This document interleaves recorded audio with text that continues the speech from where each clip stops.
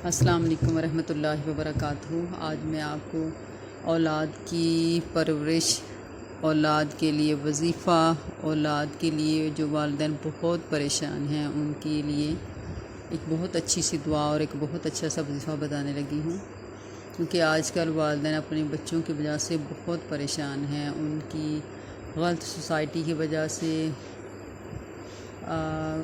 پڑھائی میں توجہ نہ دینے کی وجہ سے، موبائل گیمز کی وجہ سے، سگریٹ نوشی سے، نشے کی وجہ سے، یا بہت سی اس طرح کی بہت سی ایسی غلط سوسائٹی سے سمجھ لیں کہ جو سارے فساد کی جڑ ہے موبائل ہے، جو سارے فساد کی جڑ ہے، جس کی وجہ سے والدین بہت پریشان ہیں ان کی پڑھائی کے معاملے میں، ان کے دین اور دنیا کی جتنی بھی سمجھ لیں کہ جو والدین چاہ رہے ہیں اور ان کے خلاف بچے کر رہے ہیں، اس کے لیے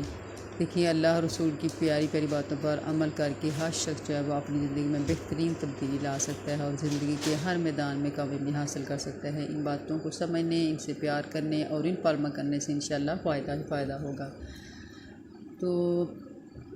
دل و جان سے کی جانے والی دعائیں جب اللہ تعالیٰ سے طلب کے ساتھ مانگی جاتی ہیں تو انشاءاللہ تعالیٰ اللہ تعالیٰ وہ ضرور قبول کرتا ہے۔ انسان کو اپنے رب کی ذات سے کبھی مایوس نہیں ہونا چاہیے۔ کچھ دعائیں اگر زندگی میں قبول نہیں ہوتی تو یقین رکھنا چاہیے کہ ان کا قبول نہ ہونا ہی ہمارے حق میں بہتر ہوگا۔ قبول نہ ہونے والی ہر دعا کا اجر بھی ہمیں ضرور ملے گا انشاءاللہ۔ اس لیے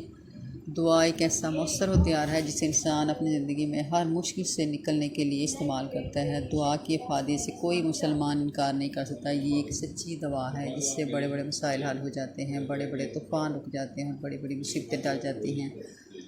دعا یقین اور احساس کے پورے استقامت کے ساتھ کرنی چاہیے۔ دعا کے ذریعے عبد بندے اور اللہ کے درمیان جو راز و نیاز ہوتا ہے، انسان اپنی کسی بھی خواہش کا اظہار بے دھڑک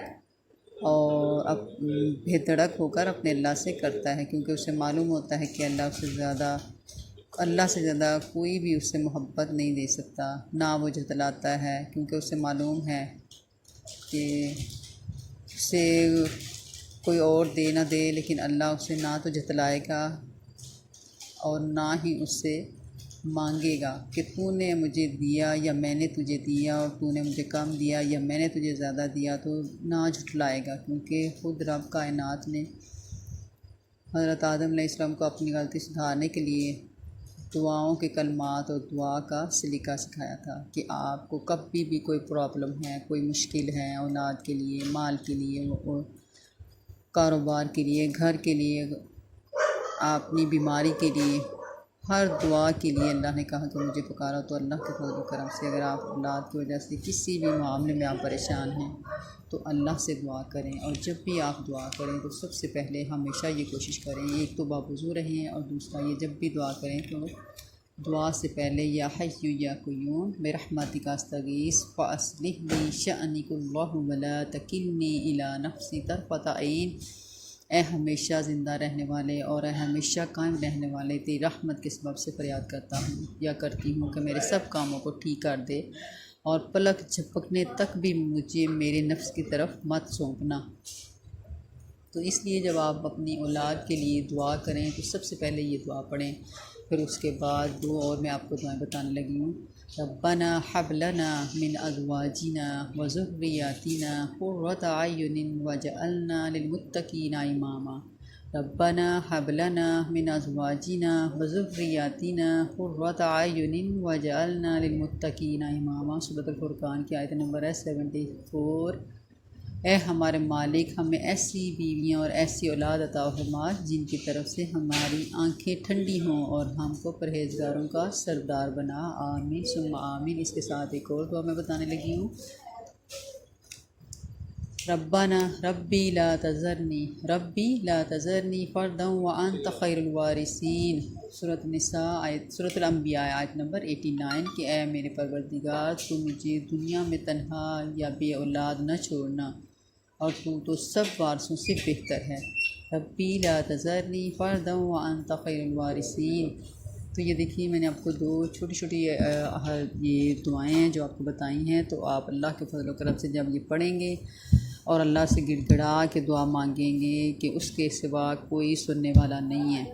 تو اللہ کے فضل و کرم سے آپ کے اللہ تعالیٰ،